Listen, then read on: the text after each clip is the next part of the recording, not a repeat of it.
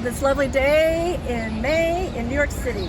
And we're going to talk about the Baroness Elsa von Freytag-Loringhoven, the mama of Dada. no one to keep her crush's secret. She liked to recite to Duchamp at parties. Marcel, Marcel, I love you like hell. And he became the subject of many of her poems and collages. What about that line of poetry? Well, it was said that she was not only a poet, a painter, a collagist in the Dada fashion.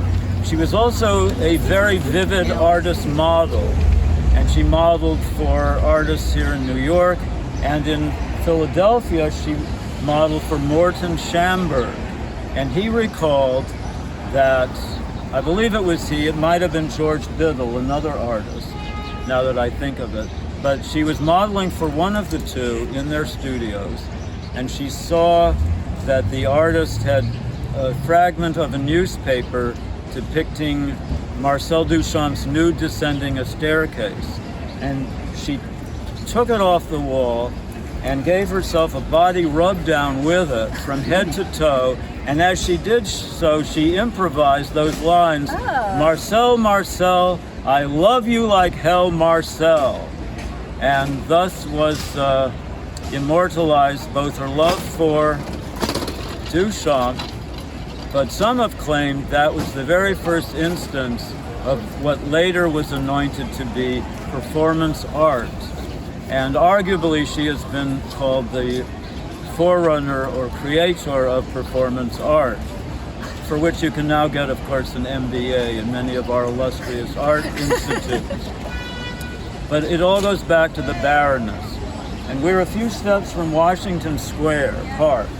And every day at about 5 p.m., when she lived in the Village and was a friend of my grandmother, she was a friend of the poet and novelist and illustrator Juna Barnes, she would come and promenade in Washington Square Park.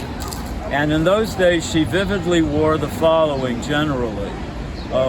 She had her head shaved, and she would shellac it, painted vermilion, shellac it again, and atop of which she would put an upturned coal scuttle with as her helmet. And from her naked breast she would suspend as pendants tea-balls. And thus attired she would promenade, and you could say that her body art, this also foreshadowed the later body art, which many women artists explored in the 70s. Yes, that she frequently was put into the paddy wagon and taken for observation. Were nipples pierced, or they're just sort of clipped on there, those T-balls?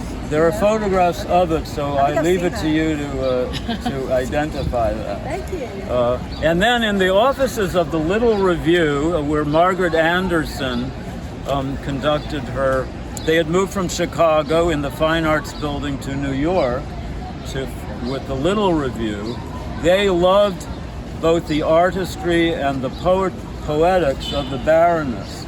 And one afternoon, William Carlos Williams, the doctor poet, was visiting, and he loved this assemblage. And it was made of feathers and other detritus of the city, found objects all. And he said, "Who is the artist? I want to meet the artist."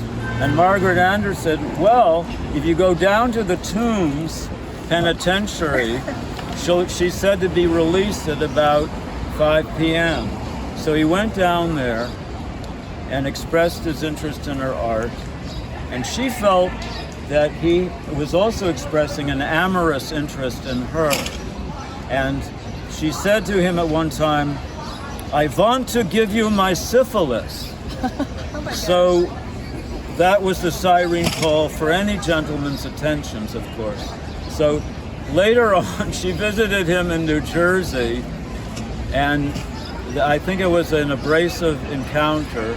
And when she went back, she found out that he had taken up boxing because of her advances. And but you can read all about this in the many, many accounts of these people. The Baroness Elsa von Freytag-Loringhoven, the mama of Dada. Thank you. Sure.